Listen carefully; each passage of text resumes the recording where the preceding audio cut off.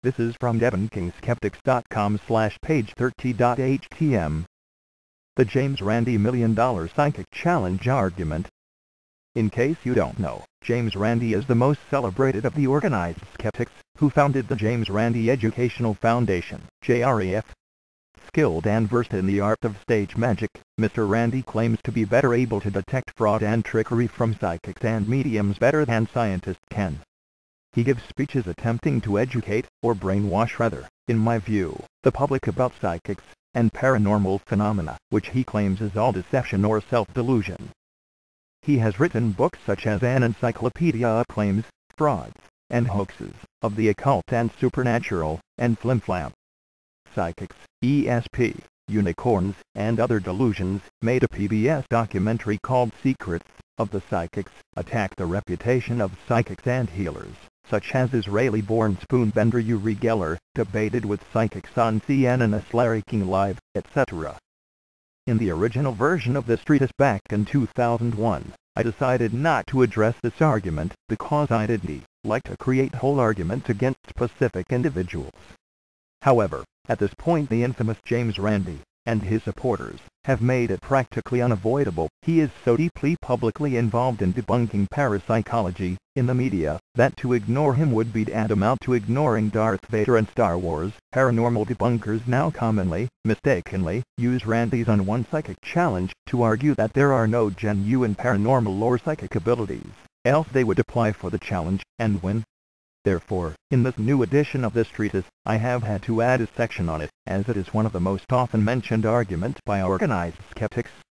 There are many obvious problems with this argument, of course, since one magician, with an axe to grind, and hosting a publicity stunt, does not debunk all the paranormal experiences in the world.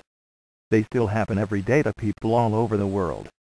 Randi's critics claim it's mostly a publicity stunt for his career, due to the fact that, 1. Randi is extremely selective in who he tests, preferring to only test famous names to boost his own career, and that, 2. There are many applicants who received no response after applying. Plus, based on numerous testimonials from challenge applicants and para-researchers, there is much circumstantial evidence that Randi is not that honest, for he has used plenty of deceptive and dishonest tactics in the past. There are many reports and analyses of him that indicate this, and damage his credibility. I have provided a list of some below so you can research them yourself. The Myth of the Randi Challenge, by the Daily Grail, points out a list of events that show how Randi keeps the challenge unwon by raising the bar to impossible and unreasonable standards, and using other dishonest sleight-of-hand tactics. Randi backs out of challenge with homeopath George Vitalhoukas, reneging on a long-term agreement. I guess when someone asks about to win, he gets scared, and finds excuses not to go through with it. Randi caught lying on several assertions by telepathy researcher Rupert Sheldrake. Discussion on Jeff Ren's Michael Roll discusses radio shows where Randi was defeated and shamed in debate against qualified scientists, which didn't reach the public, possibly due to Randi's doing.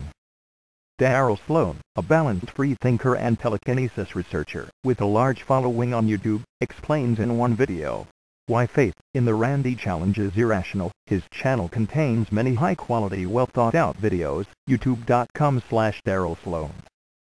In any case, I would say in conclusion that regardless of whether Randi's psychic challenge is legit, I do not believe the fact that it is officially unwon to constitute proof that paranormal and psychic phenomena don't exist, as some debunkers claim. This is widely claimed daily on the net today, 2011.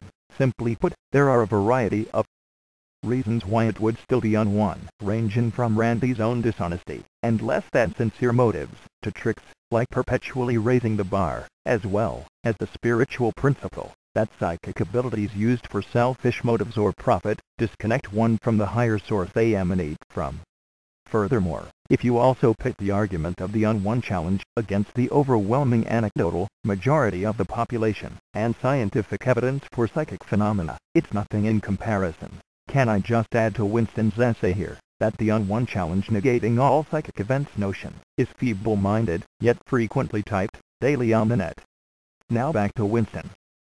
Simply put, one-on-one public challenge by a debunker and magician, does not invalidate the countless millions of paranormal experiences throughout world history, nor does it refute the years of replicable psi research done by Ganzfeld or pair experiments, among others. Finally, in regard to CSICOP, Committee for the Scientific Investigation of Claims of the Paranormal, one revealing thing needs to be said.